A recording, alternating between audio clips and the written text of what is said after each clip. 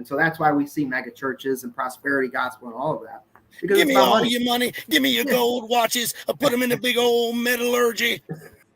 Listen, folks, I'm not bragging. I'm not bragging, folks, but I did hear about this based homeschool mama. I think that's what you call her. She wrote a book called Occult Feminists in Comedy or something. But listen, we're going to have her on the show. Okay, she's a great woman, very knowledgeable. Stay tuned, folks. We got the documents. So he was really inspired by the 40s film Nightmare Alley, and in the Satanic Bible he talks about how he was an organist right at the carnival, and he was an organist at the church, and he saw all the Christians come in on Sunday and pray for forgiveness and confession, and then on Saturday they'd be back at the carnival drinking and sleeping with hookers and stuff. So well, that's what LaVey said in the book. That's what I'm saying. Yeah, but he I don't think he actually was an organist. I think that he actually was inspired by that film, because that ties in. Jay did a great review of that film, and basically the way that the carnival caller, like the holler, who's getting these rubes, these marks into the carnival to trick them, is the same exact thing that occultism and in sorcery is all about. It's about manipulating people and extracting things from them and getting your will to be done on these rubes, on these foolish idiots, right? The humble peasants, the good everyday man and woman, right? They're fools.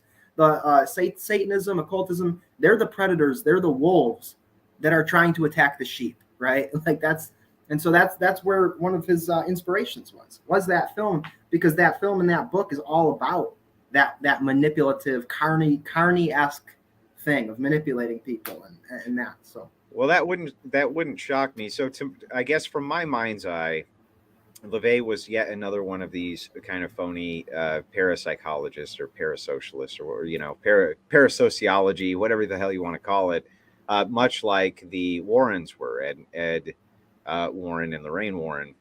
I don't think that these people did anything more than really tap into some type of natural fear, while at the same time utilizing what was coming out of Hollywood in order to kind of push their own self-aggrandizing agenda.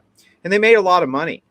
Both all of these types of kind of now famous grifters sure made an awful lot of money, but that doesn't mean that there wasn't outside influences pushing them, even if they were just patsies, right? That's the thing, is that there's not this strict dividing line between they were doing it and they don't even believe in these forces, and these forces are helping them. I think it kind of all coalesces together, right? Like it's through their rejection of God and of the spiritual. It's through they're consciously willing to do evil and to not feel bad about it, right? It's an exchange. You do evil and you get rewarded in some way. Demons, I know you talked with DPH and Father Ananias about that, just the kind of exchange that happens with demonic things, whether it's like you're taking drugs, right? And they make you feel comfortable. They make you feel okay. They make you feel safe. But meanwhile, you're open to robbery, to the thieves coming in at night and stealing the gifts that God has given you. And so with demons, it's always an exchange. So maybe these people get very rich. Maybe they get very wealthy. And in the end, the demons get their soul. All the demon wants is to kill you. All the demon wants is for you to go into the abyss, into hell, to miss out on the gift of salvation that Christ gives. So I think that this is a fairly astute statement, Based. I don't even think we would disagree with it. A pretty real assessment of modern Christianity, holy on Sunday, back to sinning on Monday. That does seem to be the state that we're kind of running into these days, isn't it? Yeah.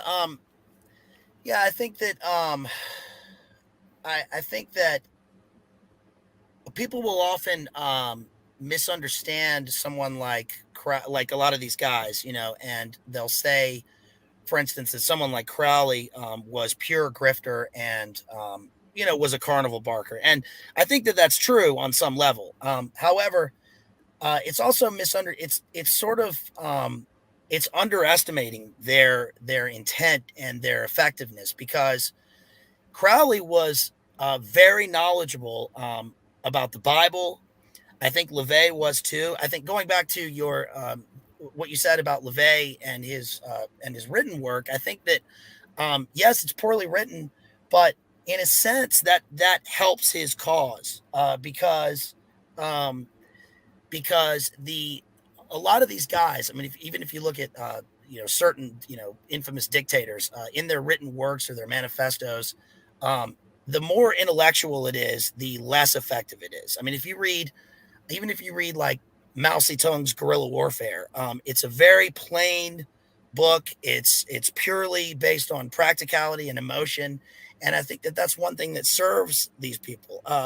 In fact, that probably is one of Crowley's own downfalls in terms of like his effectiveness in the wider culture, in that he tried to be too, his written work is almost incomprehensible. And if he had been a little more plain spoken like LaVey was, he may have been, more effective. Glad that's not the case. But yeah, I think that I think that it's interesting with these guys. And I think that like we sort of mentioned a minute ago, it's interesting how these grifters, these occult guys, they make a lot of money, but when it comes to the really big ones, the money is not. We all know this. The money is not the object. It's not the aim. It's either the furthering of an agenda through which they're sponsored, or it's the simple power. And Crowley, of course, is the perfect example of that. Wanting ultimate power, power over human beings. He believed, he convinced a lot of people that he had invisibility, that he could be invisible, right? And yes, he was sort of grifting off people's fortunes. He went through he had a considerable fortune that he inherited from the Crowley Ale family fortune. But that actually ties into the statement that was just made that, Crowley himself grew up in this Plymouth Brethren devout sort of sect in Leamington Spa in England.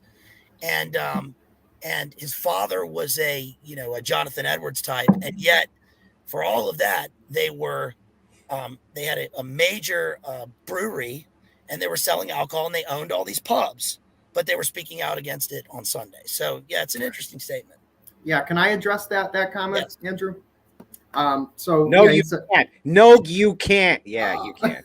Go ahead. Yeah, so the whole idea of these Christians are hypocrites, right? They're asking forgiveness on Sunday and sinning on Monday. That's called being a Christian. Every human being is fallen. Every single one of us sins because we are deeply sick on a soul level. We delight in doing good, and it's very hard. We delight in doing evil, and it's very hard for us to do good. And that's the sickness, right? That's what Christ is saving us from. They're saving us from the death that came into our souls from the fall, right? So to say that we're hypocrites is misunderstanding like the first base level of being a Christian, which is to say, I am a sinner. I am a wretch. I can't stop myself from sinning. I need Christ to save me. That's the big. So you can't point to a Christian and say, "Oh, you guys sin, so you're hypocrites." It's like we know we sin. That's why we confess. That's why we go to liturgy. That's why we pray for forgiveness, right? And we try, and we keep getting back up and trying. But I think from the layman's critique, and I do think it's a fair critique, is to look at things like the prosperity gospel and these various other types of things that have come out of these MegaChurchs. You remember the Jay Dyer bit? I just recently saw it. Church, right?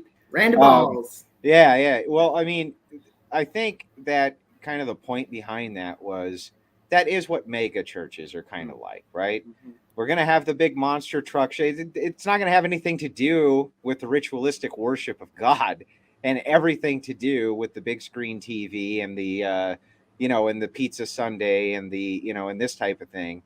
So I do think that, from an outsider looking in, who's not a Christian, or maybe wasn't raised in any type of environment like that, or even some who were, look at this and they look at these big, ginormous church entities and these kinds of things and think this is the biggest con they ever saw. Right. And they're not wrong. They're really not wrong. They're not wrong. That's why heresy is so insidious, because that's not true. That's not true Christianity. It's a distortion. It's really a demonic thing, and it calls itself Christianity. And so from an outsider, they think Christian. We're all just lumped together. No. True Christianity is a straight and narrow path, only for the very few. Only the very few are going to actually walk that path and do the hard work of denying yourself and mastering, being a master over the passions. So Orthodox Christians and true Christians will be the first ones to point out that sort of nonsense. And why do those megachurches do it? Because the straight and narrow path, that's only a few people. You're not going to make that much money. If your goal is money and prosperity and success, You need a message that the wide reaching, the wide swath of people will accept and embrace and give you their money.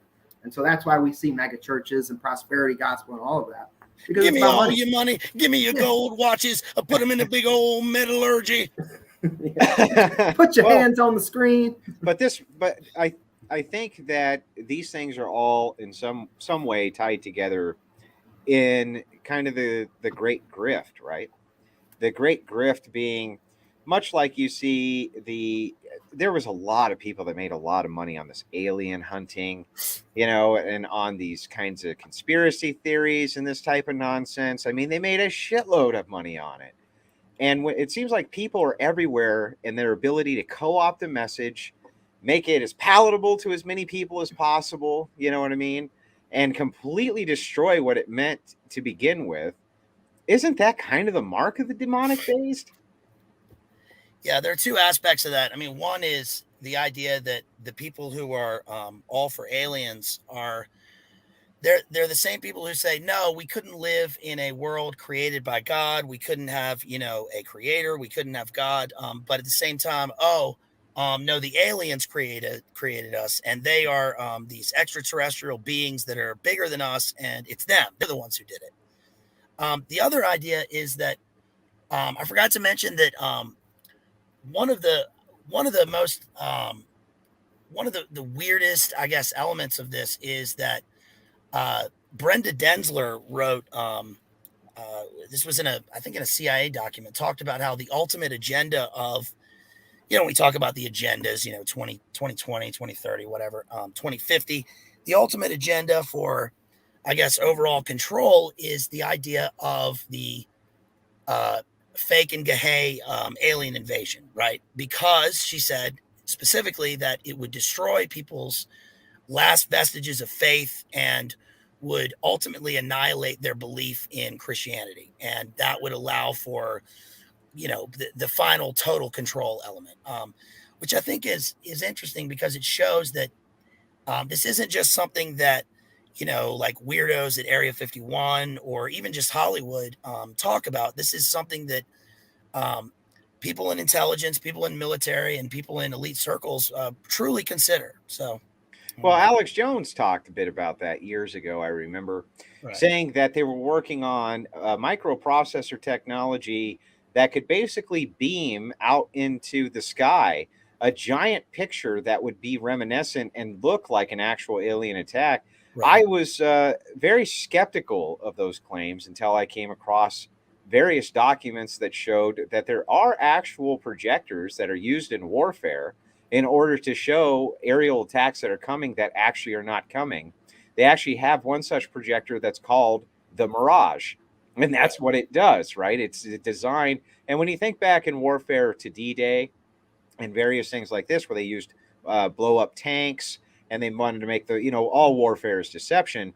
Why wouldn't you want a giant projector machine that showed a massive enemy, coming in, even if there really wasn't? That would be very useful to have. So taking it to the next level and saying, you could fake some type of alien attack with it, that sounds more plausible than not, doesn't it? Yeah. Another example of that was real, that's pretty recent is, and it's not visual, it's auditory, is you can still see his interviews on YouTube. This guy, Dr. I can't remember his name, Robert. I can't remember his name, but he's the one who invented the tech, the voice of God technology.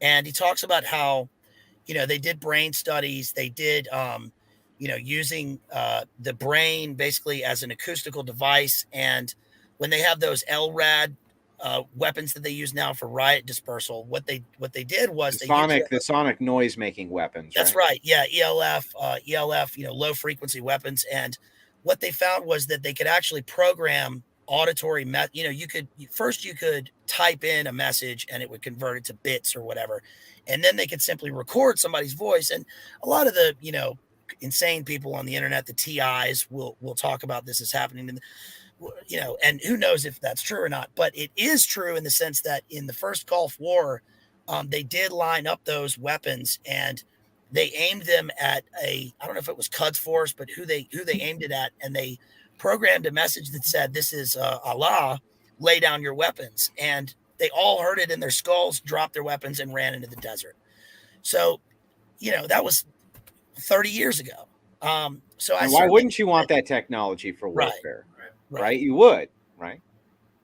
Yeah, I think that the bad part is that a lot of times those exercises seem to be used as a practice for what will be used on us. A lot of that happened in Vietnam with the Phoenix Project, Phoenix program, and we see a lot of this now. And I don't know. I don't know where to go with that. Yeah, the technology that well, hang on before you get into that thought. Jethro for $10 says, "Epic Stream Kings, can each of you give us your best Papa Ewok impression? Also, Papa Ewok is coming for Based Homeschool Mom. You'll have to fight him in the octagon for her honor. BPF. I'm not bragging." Well, I'm not bragging either when I say it'd be the shortest fight in human history, but I will give you the best Papa Ewok impression that I can. Stick around for after the show is done, and I'll give it to you. Listen, folks, I'm not bragging. I'm not bragging, folks, but I did hear about this Based Homeschool Mama. I think that's what you call her. She wrote a book called Occult Feminists in Comedy or something. But listen, we're going to have her on the show. Okay, she's a great woman, very knowledgeable. Stay tuned, folks. We got the documents. I bet those glasses make you see better.